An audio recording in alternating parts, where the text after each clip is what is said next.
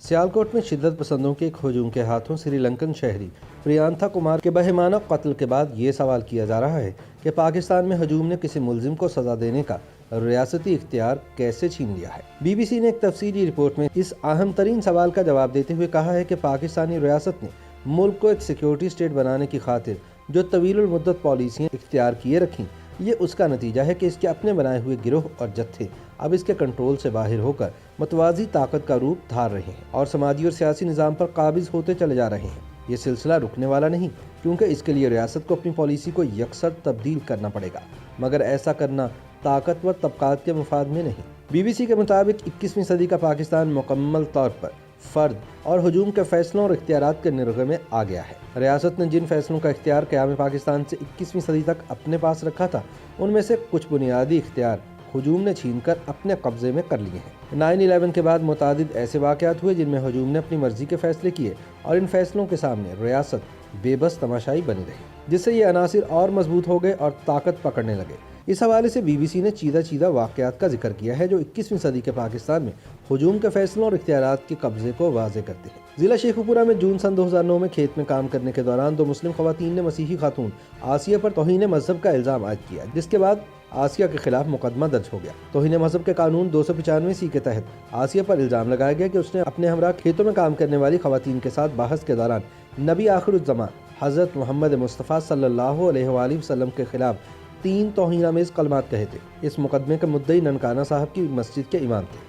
آسیہ کا موقف تھا کہ اس پر لگا الزام جھوٹ پر مبنی ہے اور اس نے قطعاً ایسی کوئی بات نہیں کی۔ تاہم یہ کیس چلتا رہا اور آسیہ جیل کی سلاخوں کے پیچھے قید کاٹتی رہی۔ اس دوران اسے سزائے موت سنا دی گئی، جس کے خلاف سپریم کورٹ میں اپیل دائر ہو گئی۔ اس دوران تب کے گورنر پنجاب سلمان تاثیر نے شیخوپورہ جیل میں جا کر آسیہ سے ملاقات کی اور اسے انصاف کی یقین دہانی کروائی۔ پیپلز پارٹی سے تعلق رکھنے والے سلمان تاثیر کے اس عمل کے رد عمل میں ان کے اپنے ہی گارڈ پولیس اہلکار ممتاز قادری نے 4 جنوری سن 2011 کو سلمان تاثیر کو اسلام آباد کی کوسار مارکیٹ میں گولیاں مار کر قتل کر دیا۔ ممتاز قادری کے نزدیک سلمان تاثیر نے گستاخی کی، جس کی وجہ سے وہ ان کو قتل کرنے پر مجبور ہوا۔ 29 فروری سن 2016 کو ممتاز قادری کو پھانسی دے دی گئی۔ پھانسی کی خبر عام ہونے کے بعد ملک کے مختلف علاقوں میں احتجاجی مظاہرے شروع ہو گئے۔ ممتاز قادری کی نماز جنازہ راولپنڈی کے لیاقت باغ میں ادا کی گئی، جس میں اسلام آباد، راولپنڈی سمیت ملک کے کئی شہروں سے بڑی تعداد میں لوگوں نے شرکت کی۔ جنازے میں شریک ہونے والے افراد کی تعداد ہزاروں میں تھی۔ دوسری جانب یہ بھی یاد رہے کہ مولوی حضرات نے ممتاز قادری کے ہاتھوں مرنے والے سلمان تاثیر کی نماز جنازہ پڑھانے سے انکار کر دیا تھا۔ بعد ازاں حکومت پنجاب کی ایک سرکاری مسجد کے خطیب علامہ خادم حسین رضوی نے ممتاز قادری کو غازی قرار دیتے ہوئے پنڈی میں اس کا مزار تعمیر کرنے کا اعلان کیا۔ تحریک لبیک کے قیام کی بنیاد بھی دراصل یہی واقعہ بنا۔ دوسری جانب 31 اکتوبر سن 2018 کو سپریم کورٹ آف پاکستان نے توہین مذہب کیس میں سزائے موت پانے والی آسیہ مسیح کو بری کر دیا، جس پر ملک گیر ہنگامے شروع ہو گئے۔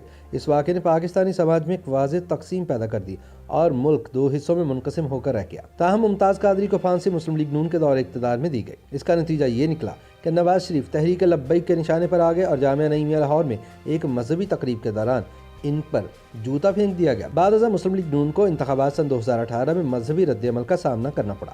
بعض رہنما ان کو چھوڑ گئے اور احسن اقبال سمیت بعض پر قاتلانہ حملے بھی ہوئے۔ یوں علامہ خادم حسین رضوی کی زیر قیادت بریلوی مکتبہ فکر نے ایک منظم تحریک کی صورت اختیار کر لی اور الیکشن سن 2018 سے قبل نون لیگ کی حکومت کے خلاف دھرنے بھی دیے اور انتخابات سے چند ماہ قبل سیاسی جماعت کے طور پر رجسٹر ہو کر مسلم لیگ نون کے ووٹ بینک کو شدید طور پر متاثر بھی کیا۔ یوں اہل سنت والجماعت کے دیوبندی دھڑے کے بعد اس کے بریلوی دھڑے سے تعلق رکھنے والے بہت سے لوگ بھی شدت پسند ہو گئے۔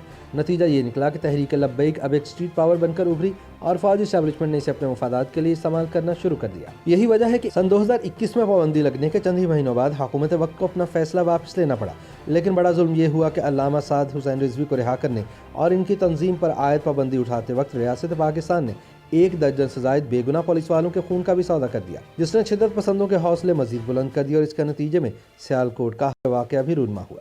تحریک لبیک سے منسلک شدت پسندوں کے ہاتھوں توہین مذہب کے الزام پر سری لنکن شہری کے قتل نے ہجوم کے فیصلوں اور ان کے اختیارات پر قبضے کے تاثر پر مہر ثبت کر دی ہے اور اس صورتحال کی ذمہ داری صرف اور صرف ریاست پاکستان پر عائد ہوتی ہے۔ لیکن اس سب کے باوجود ریاست اپنی پالیسیاں بدلنے کو تیار نہیں، کیونکہ ایسا کرنا اس کے مفاد میں نہیں۔ YouTube पर गूगली न्यूज देखने के लिए youtube.com की सर्च बार में गूगली न्यूज टीवी टाइप करें। गूगली न्यूज के पेज पर सुर्ख रंग के सब्सक्रिप्शन वाले बटन पर क्लिक करना ना भूलिए। YouTube पेज पर अपलोड होने वाली वीडियो से बाखबर रहने के लिए बेल आइकन पर क्लिक कीजिए। आपको हर नई वीडियो के बारे में नोटिफिकेशन मौसूल हो जाएगा।